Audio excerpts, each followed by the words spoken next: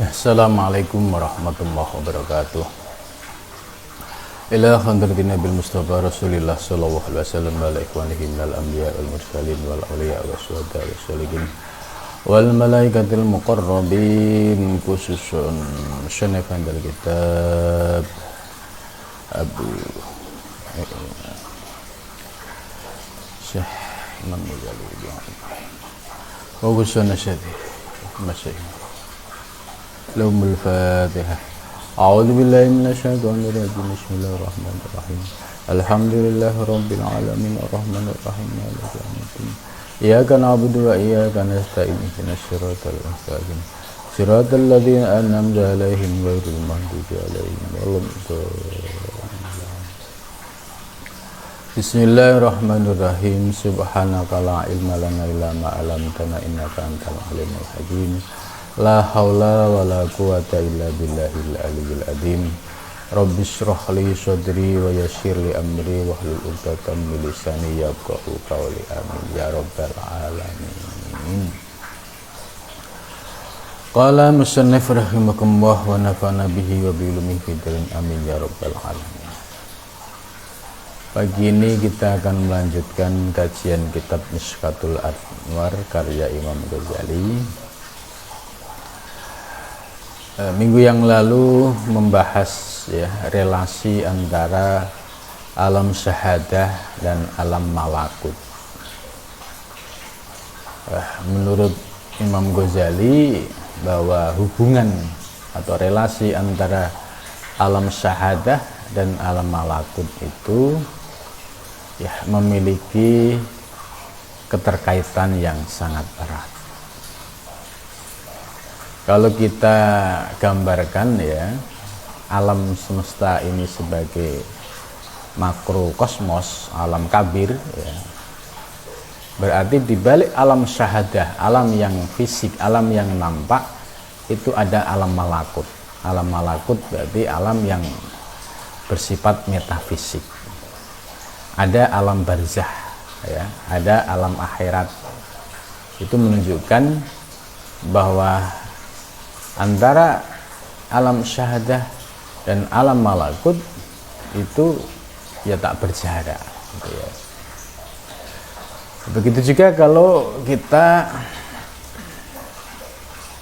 lihat di dalam diri manusia, diri manusia ini sebagai alam shogir, alam kecil atau mikrokosmos. Hubungan antara alam syahadah dan alam malakut juga sama, tidak berjarak. Kita bisa melihat di dalam wujud fisik kita ini ada aspek syahadah, aspek yang nampak dilihat secara fisik. Boleh dikatakan jasmaniah kita ini adalah alam syahadah. Struktur dari alam jasmani kita syahadah ini dari 4 unsur, air, api, angin, tanah. Ini struktur dalam diri kita. Ibnu Arabi dalam kitab Al-Futuhat Al-Makkiyah itu sudah menjelaskan 4 anasir yang ada di dalam diri manusia atau di dalam aspek alam syahadah secara global atau disebut dengan makrokosmos. Itu nggak lepas dari 4 unsur tadi, air, api, angin, tanah. Nah, diri kita ini sebagai miniatur, maka disebut alam shogir atau mikrokosmos. Maka belajar dari diri kita itu sesungguhnya akan menemukan banyak sekali rahasia-rahasia yang tersembunyi. Maka di dalam Al-Quran itu sering kita diingatkan, wa fi anfusikum afala tubsirun, wa fi anfusikum, dan di dalam dirimu, itu khobar muqaddam, mubtada muakhornya mana? Itu ai asrarun, bahwa di dalam dirimu ada banyak rahasia. Afala tubsirun, apakah kamu tidak memperhatikan? Gitu. Ya, kalau ini sama saja kayak makalah man arafa nafsah faqad arafa rabbah. Ya, sekalipun ini masih ada perdebatan apakah ini hadis Nabi atau makalahnya seorang ulama. Gitu. Tapi substansi ini sama dengan ayat Al-Quran tadi, wa fi anfusikum afala tubsirun. Di dalam diri manusia, di dalam dirimu itu ada banyak rahasia-rahasia. Apa? Afala tubsirun, apakah kamu memperhatikan? Gitu. Terus ada ayat lain, wa fi anfusikum afala ta'qilun, gitu. Ya, di dalam dirimu banyak sekali rahasia-rahasia ketuhanan. Apakah kamu pernah berpikir? Apakah kamu pernah menggali? Apakah kamu pernah melihat ke dalam dirimu sendiri secara mendalam? Ya. Jadi pertanyaan ayat tersebut ya sebenarnya mengajak kita untuk melihat ke dalam diri. Ya. Maka dalam penjelasan ini Imam Ghazali ya, menjelaskan aspek makrokosmos, tapi jangan lupa melihat aspek diri, yaitu mikrokosmos. Ya, kita kembali ke dalam diri supaya kita mudah memahami hubungan antara alam syahadah dan alam malakut. Ya. Alam syahadah yaitu alam yang secara fisik, yaitu unsurnya jasmani kita ini, ya, ada kulit, ya, ada daging, kemudian ada tulang, ya. Ya, ini aspek jasmani. Nah, kemudian di balik aspek jasmaniah ini ada aspek malakutiah, aspek metafisik. Ini bahasanya bermacam-macam penyebutannya, ya. Ada alam misal atau alam malakut, ya. Nah, bagi seorang salik yang menuju Allah, objek untuk berjalan menuju Allah itu bukan di luar diri, ya, tapi di dalam diri. Di luar diri ini untuk menggugah kesadaran kita, ya, tentang apa yang kita lihat secara hakikatnya, ya, harus kita bisa mengembalikan kepada yang hakiki, gitu. Wujud-wujud yang ada di alam semesta kita pikir secara mendalam. Wujud itu ada yang mewujudkan. Siapa yang mewujudkan? Ya, kita lihat contoh konkret, ada bunga yang sangat indah ini sedang mekar. Nah, kita lihat siapa yang menciptakan, siapa yang menggerakkan. Nah, itu aspek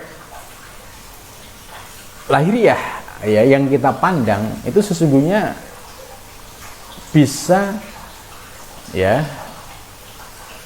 menjadi pintu kita untuk memahami yang hakiki, gitu. Oh, ternyata akhirnya punya kesadaran Allah juga. Ternyata Allah juga. Ternyata Allah juga.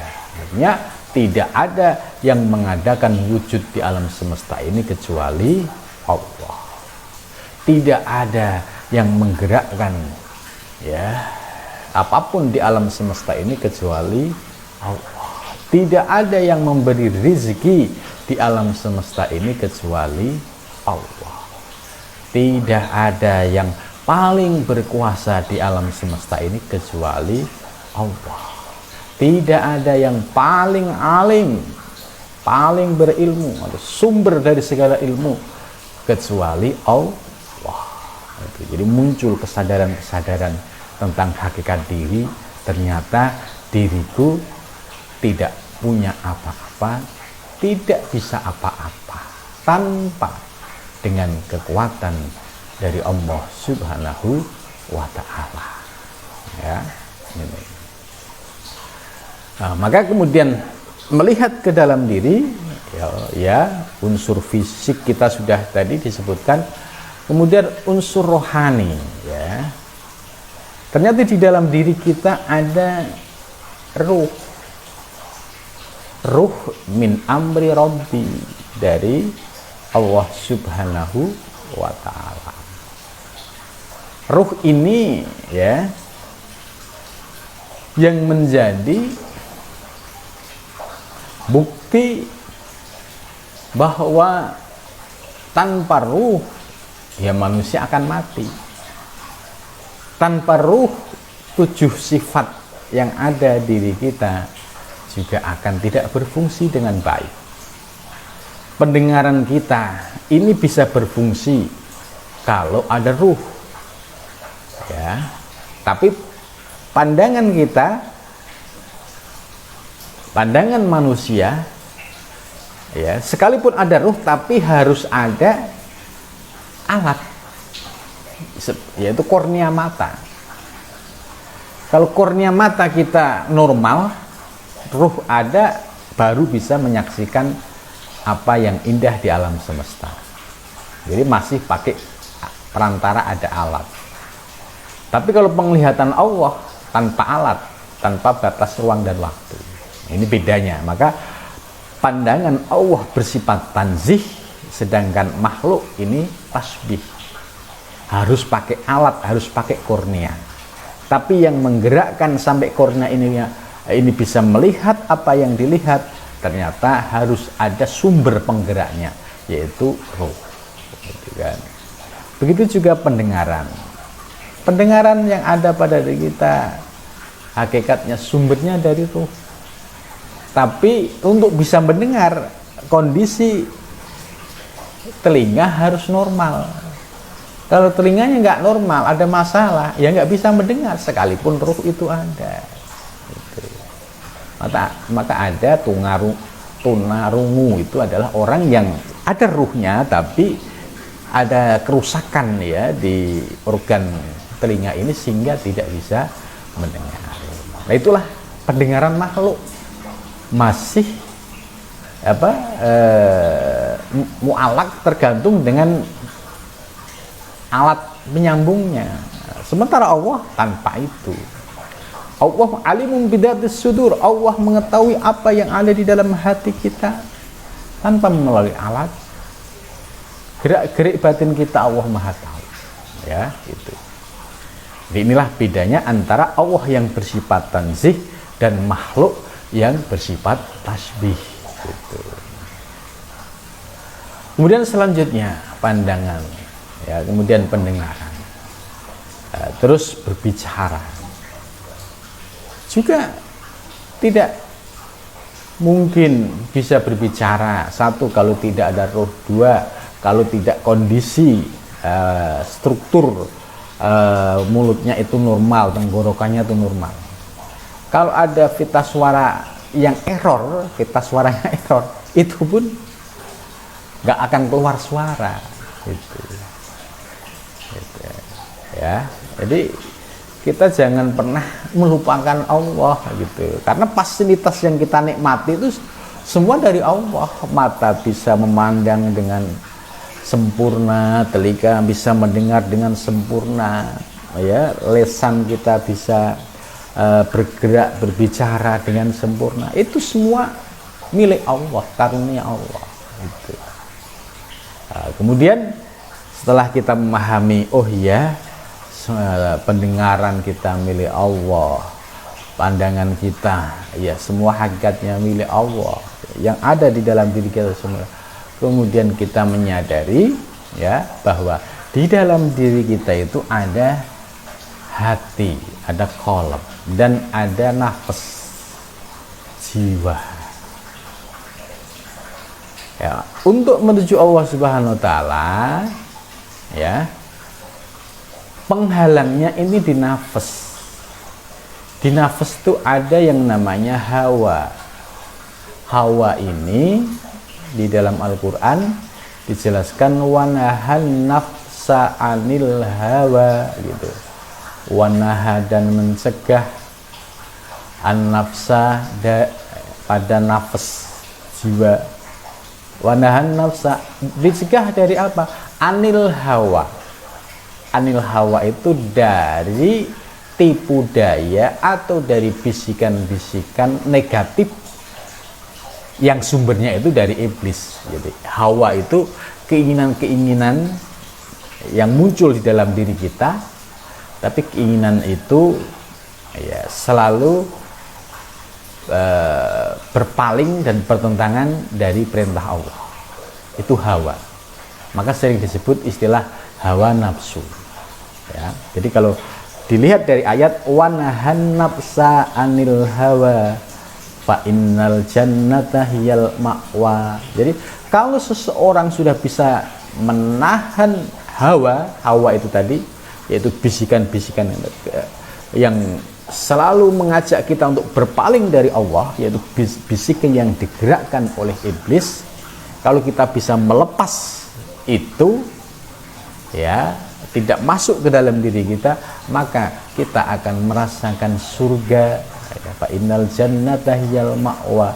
Dia akan merasakan kenikmatan surga yang nyata di alam semesta. Nah, di sini al jannah maknanya dipahami secara maknawi, ya, bukan jannah ya secara majasi yang nanti ada ketika setelah hari kiamat itu ada jannah surga. Tapi jannah fa innal jannata hiyal ma'wa, al jannah yang dimaksud adalah jannah yang kita masih hidup tapi merasakan kenikmatan surgawi, yaitu kenikmatan yang bisa memandang, mengembalikan semua kepada Allah Subhanahu wa ta'ala. Nah, jadi para salik yang menjadi objek, ya, dalam menuju Allah harus bisa mengidentifikasi penghalang-penghalangnya. Yaitu apa? Yaitu hawa nafsu yang ada di dalam diri kita. Lah, hawa nafsu ini, ya, oleh Imam Ghazali dibagi menjadi 4, ya, yaitu merujuk pada ayat Al-Quran, ya. Istilah-istilah ini, ya, ada di dalam Al-Quran, ya, seperti nafsu ammaroh, nafsu lawamah, kemudian nafsu sawiyah atau mulhimah, dan yang keempat nafsu mutmainnah. Ya, ini penjelasan detailnya. Nah, dua nafsu yang pertama tadi, ammaroh dan lawamah, inilah yang harus kita tundukkan. Sebab kalau nafsu ammaroh, yaitu nafsu hayawani, nafsu yang karakternya itu adalah karakter hayawan, ya. Kalau ini bisa ditundukkan, maka kita akan menjadi pribadi yang merdeka. Tapi kalau kita belum bisa menundukkan, maka kita akan dikuasai oleh hawa nafsu, oleh amarah tadi. Amarah itu menurut Imam Ghazali, ya, nafsu hayawanat atau hewani, ya. Hewan itu ada yang sabuiyah, ada yang bahimiyah. Sabuiyah itu yang liar, yang, ya, seperti kayak serigala gitu, yang buas. Yang bahimiyah dia tidak buas, itu yang ada di sekeliling kita, ya, seperti kambing, sapi, onta, itu termasuk bahimiyah. Lah, nafsu kebinatangan ini nyata di dalam diri kita, ya. Sebagai bukti bahwa itu nyata di dalam diri kita, bahwa nafsu-nafsu ini, ya, memiliki efek yang nyata di dalam diri kita, yaitu munculnya sifat-sifat seperti binatang gitu. Jadi wujudnya sih tidak, cuma sifat-sifatnya itu adalah memiliki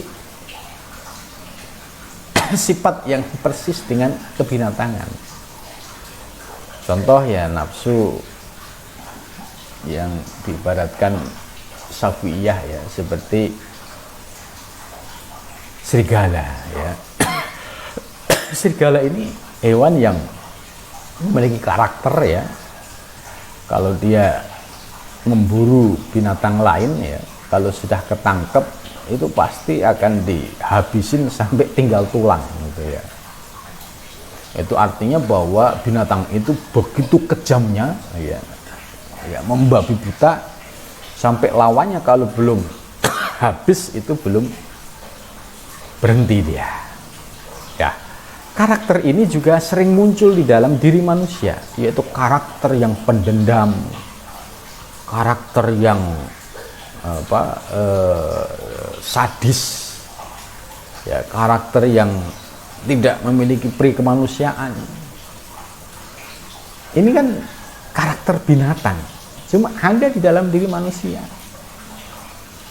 Nah, contoh yang melakukan tindakan fisik, misalkan orang yang melakukan mutilasi kepada orang, ini kan kalau tidak didominasi oleh nafsu sabuiyah itu nggak mungkin. Itu pasti dominasi sabuiyahnya itu sedang menguasai dirinya sehingga tidak ada rasa kemanusiaannya, ya itu.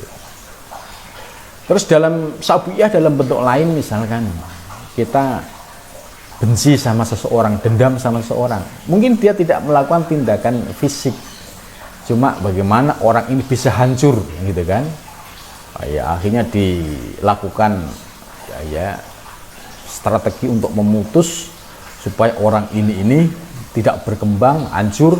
Nah, atau misalkan dia bisnisnya itu bisa bangkrut sampai dia klepek-klepek tidak bisa apa-apa. Lah ini sifat sabuiyah ini ada pada diri manusia.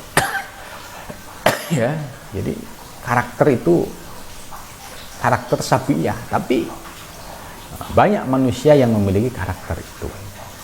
Lah, inilah nafsu ini, sabuiyah inilah yang menjadi hijab seorang salik untuk menuju Allah. Kalau menuju Allah, ya sifat-sifat ini harus dihilangkan dari dalam diri. Gitu. Ya, bagaimana caranya? Ya, caranya dengan riyadhah mujahadah. Gitu, ya. Nah, kemudian yang bahimiyah, bahimiyah kayak apa? Bahimiyah itu ya binatang yang ada di sekitar kita ya, seperti kambing, sapi. Bahimiyah itu sebagai simbol manusia yang orientasi hidupnya, orientasi ya duniawi. Orientasinya itu perut, nah, terus turun di bawah perut gitu. Itu karakter bahimiyah. Ya buktinya lihat aja kambing itu kalau bawa ke kebun ya, setelah dia kenyang ya makan rumput, pasti setelah kenyang dia nyari lawan gitu kan. Itu karakter bahimiyah seperti itu. Jadi nggak ada orientasi akhirat, nggak ada ya. Manusia juga sama, dia akan sama kayak bahimiyah kalau orientasi hidupnya hanya mencari makan untuk mewah-mewahan, mencari makan untuk bangga-banggaan, mencari rezeki hanya untuk kepuasan hawa nafsu, yaitu kualitasnya sama dengan kualitas bahimiyah. Dia kerja keras, berangkat subuh, pulang malam, tapi orientasi yang dia lakukan dari subuh sampai malam hanya mengejar duniawi semata, ya, tidak didasari untuk sebagai bekal ibadah, mencari ridho Allah. Maka ketika orang seperti ini, sejak dari subuh misalkan bangun tidur, orientasi dalam pikirannya hanya duit ya, tanpa diniati untuk ibadah, maka ketika mendapatkan duit benar, ya pasti akan digunakan untuk memuaskan hawa nafsunya, untuk poya-poya, untuk kepuasan. Ya, itu. Ya. Misalkan diminta sumbangan semen untuk musola atau masjid, untuk pesantren, berat. Itu berat. Enak aja, gitu kan. Ini orang yang ciri-cirinya dikuasai oleh bahimiyah, dan itu ada dan nyata. Maka manusia yang orientasi hidupnya sebatas duniawi, ya, maka sifat ini akan muncul, ya. Tidak menjadikan Allah sebagai tujuan, ilahi anta maksudi, tidak. Kalau orang yang ilahi anta maksudi, Allah menjadi tujuan. Sejak keluar rumah, ya, dia bismillah tawakkaltu ala Allah, diniatkan mencari rezeki yang halal untuk nafkah anak istri dan untuk bekal berjuang di jalan Allah. Ini yang istimewa. Keluar dari rumah, ya, pamitan keluarga dengan bismillah tawakkaltu ala Allah, diniatkan mencari nafkah untuk anak istri dan untuk bekal menuju Allah. Karena nafkah anak istri ini juga menjadi bagian dari jihad. Kemudian untuk bisa memiliki bekal di akhirat yang lebih banyak, ya harus memperbanyak sedekah, memperbanyak amal jariah. Jadi orientasinya sudah orientasi dunia dan ukhrawi. Jadi menjadikan duniawi sebagai, ya, tempat untuk meraih kebahagiaan di akhirat kelak. Nah, ini orang yang sudah bisa melepas diri dari keterikatan nafsu hewani tadi, baik yang bahimiyah maupun yang sabuyah. Itulah. Kalau seorang salik tidak bisa mendeteksi sifat-sifat ini di dalam dirinya dan tidak melakukan upaya riyadhah mujahadah, maka nafsu ini tidak akan pernah bisa keluar dari diri dan tidak pernah bisa ditundukkan. Maka para sufi, ya, itu ada praktek suluk, ya, atau praktek kholwat. Nah, itu dalam rangka tadi menundukkan dominasi nafsu-nafsu ammaroh dan lawamah yang ada di dalam diri kita. Lah, kita tidak sampai pada tahapan harus suluk kholwat, ya, di tempat itu, karena itu bagi orang-orang yang sudah siap lahir batin. Dan suatu saat mungkin kita juga akan berada pada posisi itu. Tapi tahapan yang paling awal bagi seorang salik, ya, dia tetap aktif dalam kehidupan duniawi, ya. Dia tetap bergelut sesuai dengan profesinya. Cuma orientasi dia keluar rumah sampai pulang rumah itu sudah beda. Niatnya semata-mata untuk mencari ridho Allah. Niatnya semata-mata untuk mencari nafkah anak istri, untuk mencari bekal berjuang di jalan Allah. Ini orientasi sudah bagus. Ketika mendapatkan rezeki, ya, istri, anak, tidak lupa infaknya, tidak lupa sedekahnya, tidak lupa akhiratnya. Nah, ini enteng dia. Karena orientasinya dia yakin saya hidup tidak sekedar di dunia.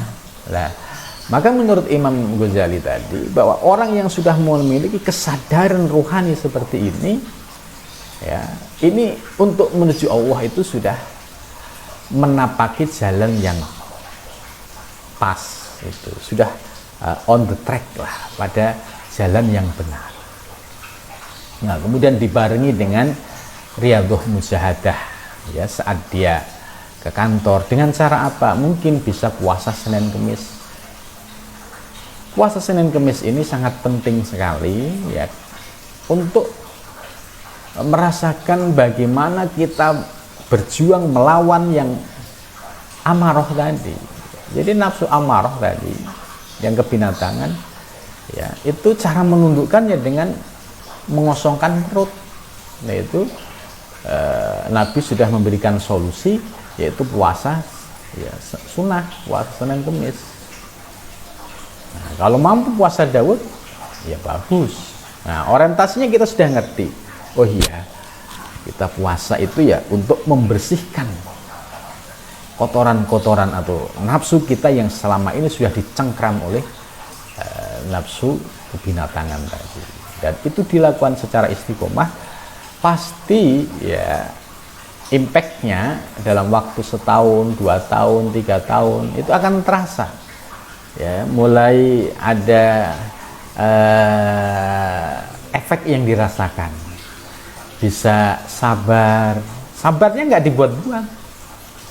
Ya, difitnah orang, refleks aja, dia bisa menerima, terus tidak panik, tidak membalas gitu. Kalau sebelumnya difitnah, dia langsung marah, tapi sudah mulai bisa, ini pertanda ya berarti dominasi hawa nafsunya sudah mulai ditundukkan dan seterusnya gitu, ya.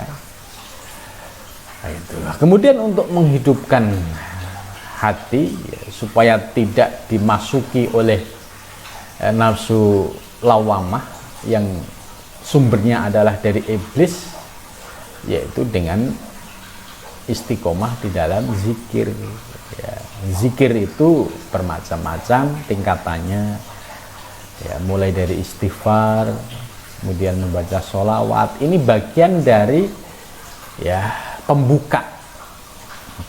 Karena kenapa kita harus istighfar ya? Dosa kita banyak. Jangan sampai merasa sombong, jadi salik nggak pernah baca istighfar, merasa suci. Ini bahaya. Ini muncul ujub takabur. Nah, kalau yang namanya salik, ya semakin hari akan semakin nampak ketidakberdayaannya. Semakin hari akan semakin nampak kebodohannya. Semakin hari akan semakin nampak ketidakberdayaannya. Ya, sehingga dia senantiasa memohon ampun kepada Allah. Sebab bagi seorang salik, dosa ternyata tidak sebatas dosa lahiriah. Ada dosa yang batin. Ada yang zahir, ada yang batin. Dosa lahir mungkin tidak, karena sudah bisa menjauhi hal-hal yang maksiat. Tapi dosa batin ini tidak gampang. Lah, seorang salik concernnya sudah pindah kepada yang aspek batin. Gitu. Maka dia tidak pernah melepas istighfar itu. Sebab Kanjeng Nabi yang sudah maksum itu setiap hari beliau senantiasa beristighfar. Ya, sekitar 100 kali ya. Kalau kita yang bukan maksum kok tidak mau istighfar, ini kan berarti sudah penyakit ujub takaburnya ada. Merasa suci, merasa sudah nggak perlu istighfar lagi lah. Ini jebakan yang kedua kena dia. Kenapa? Muncul ujub takabur, merasa suci, tidak perlu istighfar lagi. Justru semakin hari ya dia akan selalu membaca istighfar semakin banyak, karena merasa malu bahwa banyak sekali dosa-dosa yang kita lakukan, ya, apalagi dosa-dosa batin yang kita lakukan, sehingga terus memohon ampun kepada Allah. Ya, ini istighfar. Itu. Ya, kemudian berikutnya sholawat. Sholawat ini menjadi kunci juga. Ya. Karena kalau kita tidak punya aurat sholawat, zikir sholawat, ya ini ibaratnya kita mau masuk sebuah kota, ya, tidak ketemu juru kuncinya gitu. Maka sholawat ini penting. Orang-orang yang menuju kepada Allah, ya, para ulama-ulama sholihin, para arifin itu nggak lepas dari sholawat ini. Nah, kita sebagai salik pemula kok nggak mau sholawat, nah ini tandanya dirinya dalam kegelapan. Nah, kemudian setelah itu ada zikir torekoh, seperti zikir nafi isbat, la ilaha illallah, ya, la ilaha illallah, la ilaha illallah. Itu diamalkan secara rutin dan istiqomah setiap hari sesuai hitungannya. Ada yang 165, ada yang 100, ya. Kemudian ditambah zikir ismudzat, Allah. Kemudian zikir sir berikutnya. Nah, inilah artinya progres perjalanan, tahu kemana arahnya. Nah, tadi ketika di alam syahadah seperti ini tadi, bahwa penghalang di dalam diri seorang salik menuju Allah adalah nafas tadi, jiwa yang sudah dikuasai oleh hawa, dan hawa isinya adalah amarah dan lawamah, maka perjuangan yang harus kita lakukan sebagai seorang salik adalah riyadhah mujahadah. Ya, riyadhah mujahadah ya dengan puasa Senin Kemis atau puasa Daud, dengan zikir yang tanpa itu ya kita ibarat jalan di tempat. Tanpa itu kualitas kebersihan kita tidak akan grafiknya tidak akan naik, karena nggak ada progres yang dia lakukan dalam sehari-hari. Apalagi meninggalkan riyadhah mujahadah, meninggalkan zikir, ya semakin hatinya semakin gelap. Itu maka bicara menuju Allah itu harus ya dipraktekkan secara nyata. Ada ikhtiar ya, progres harian itu. Oh iya, istiqomah zikirnya. Maka orang yang menuju Allah salik ini nggak lepas dari itu. Nah, kalau dia merasa nggak perlu riyadhah mujahadah, ya monggo, tapi bisa dibuktikan ya bahwa selama itu ya dia akan seperti tupai dalam sangkar gitu. Jadi muter-muter dia di kandang seolah-olah merasa sudah sampai jauh, ternyata muter-muternya masih di situ saja gitu. Karena apa? Ya tidak on the track tadi, tidak melalui siratal mustaqim. Dan ini sudah disinggung oleh Imam Ghazali ya, bahwa seorang salik harus berada pada siratal mustaqim tadi ya. Itu.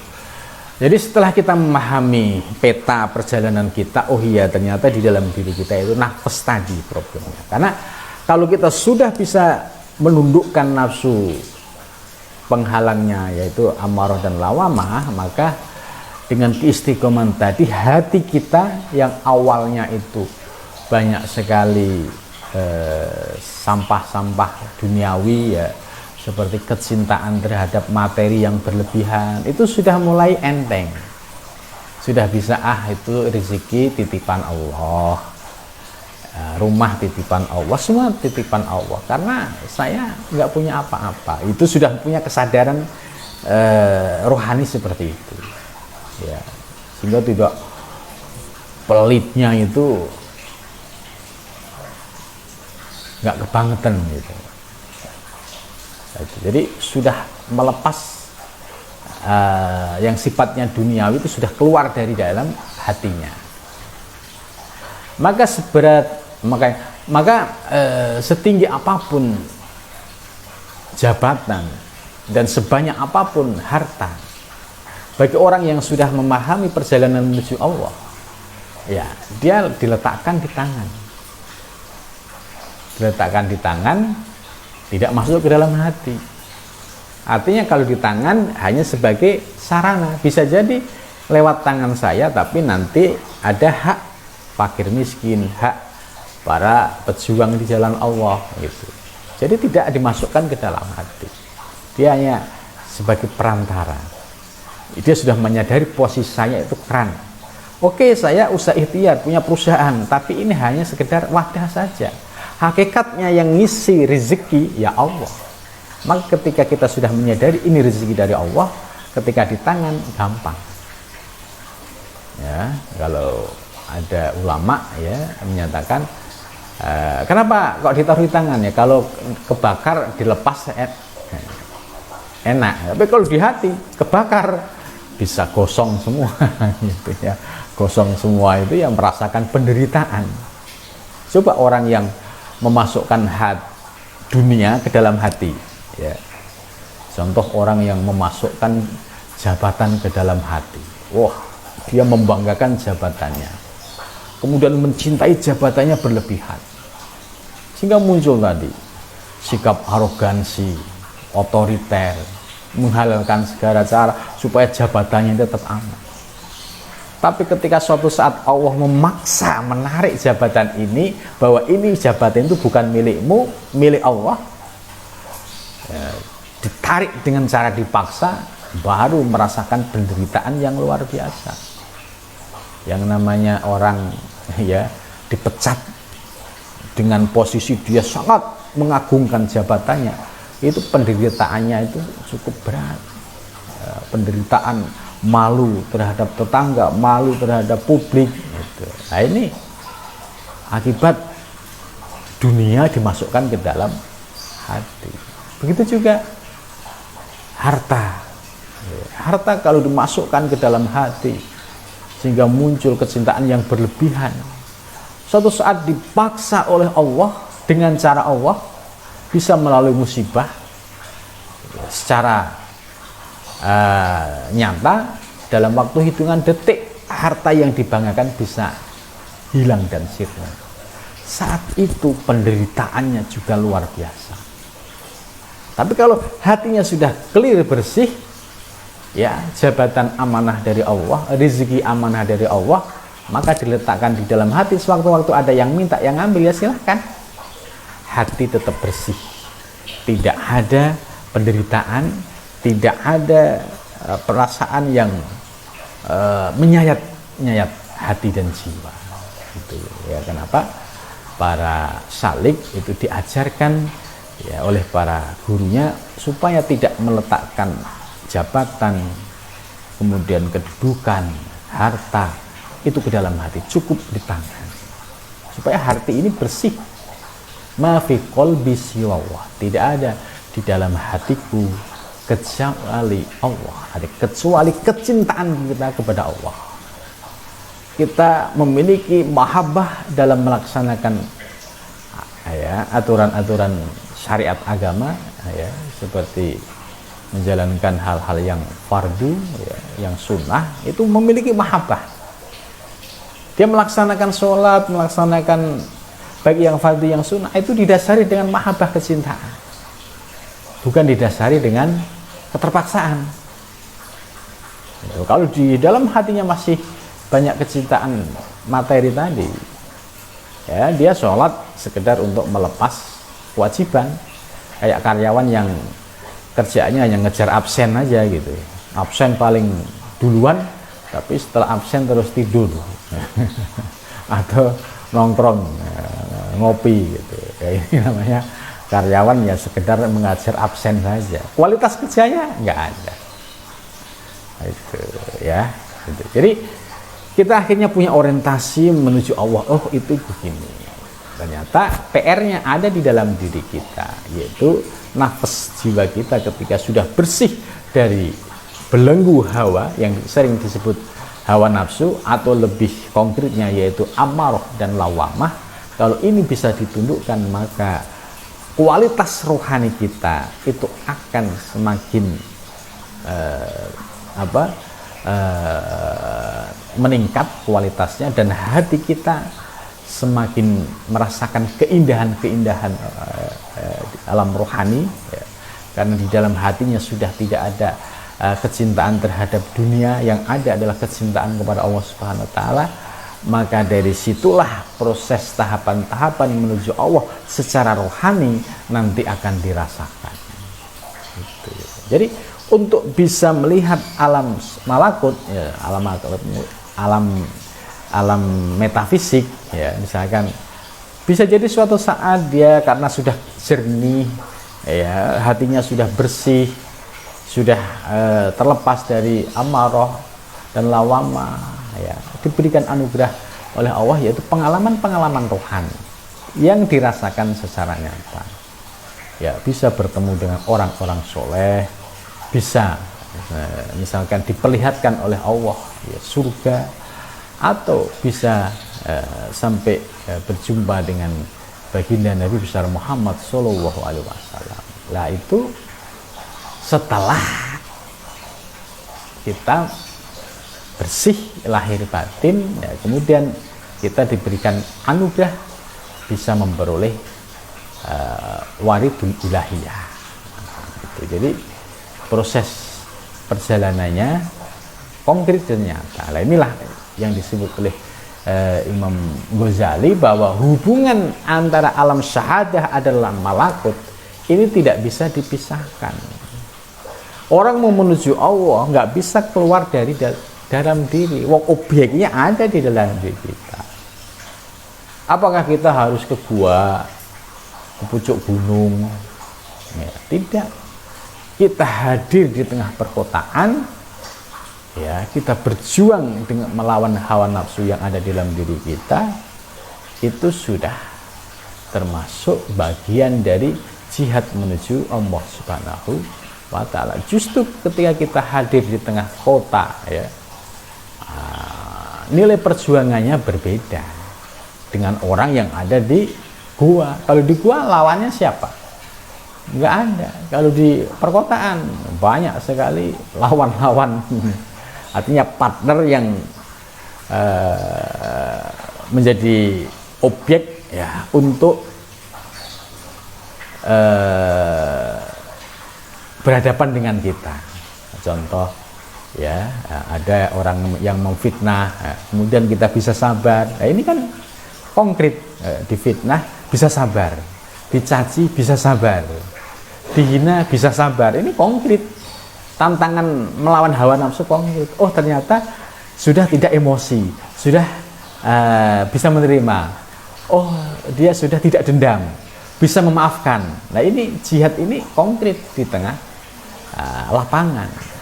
Nah, menurut Al-Qushairi, ya, jihad yang seperti ini bagi para salih ini lebih mulia karena dia langsung berhadapan dengan tantangan yang dihadapi dalam kehidupannya. Ya, menurut Ibnu Arabi, ya, bahwa perjuangan yang seperti ini, ya, di tengah lapangan kita aktif sesuai dengan profesi kita, nah, itu yang disebut dengan istilah jalwah, ya.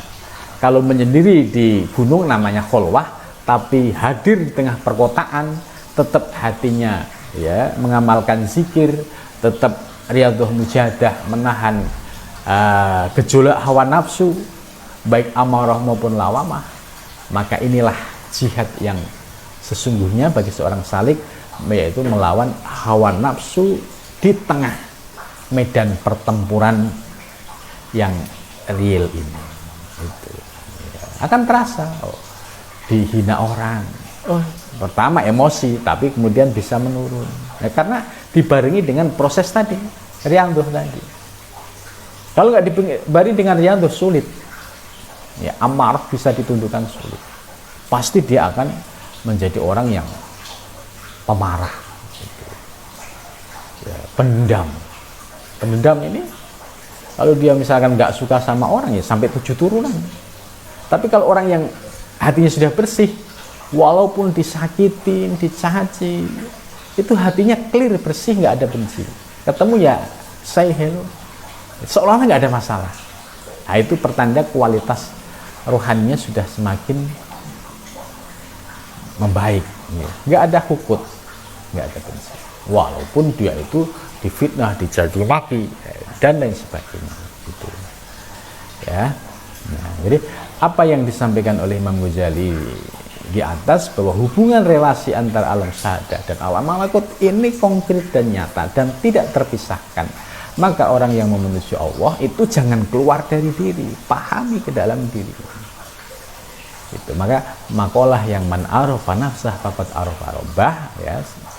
Nah, sekalipun ini debatable apakah hadis atau ini makalah, tapi secara substansi makalah ini benar dan tidak bertentangan dan sejalan dengan ayat wa fi anfusikum afala tubsirun.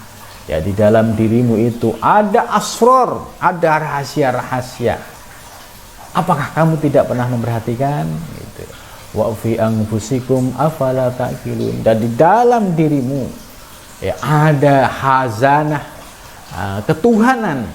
Afala ta'qilun. Apakah kamu tidak pernah berpikir, merenung? Nah, itu. Ini sebenarnya, ya, untuk menyadarkan diri kita, ya.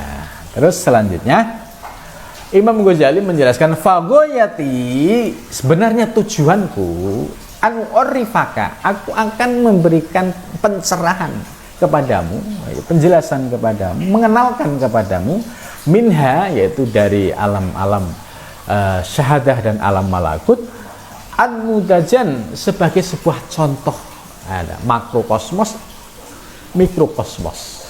Ini sebagai sebuah contoh, litastadilla bil yasir minha alal kasir, supaya kita dapat mengambil ya apa itu hikmah-hikmah ya dari penjelasan soal eksplorasi ya di dalam diri kita tadi ya, bil yasir minha alal kasir ya, dengan cara yang mudah tapi bisa menghasilkan yang banyak, gitu, bisa membuka pintu-pintu rohani, gitu.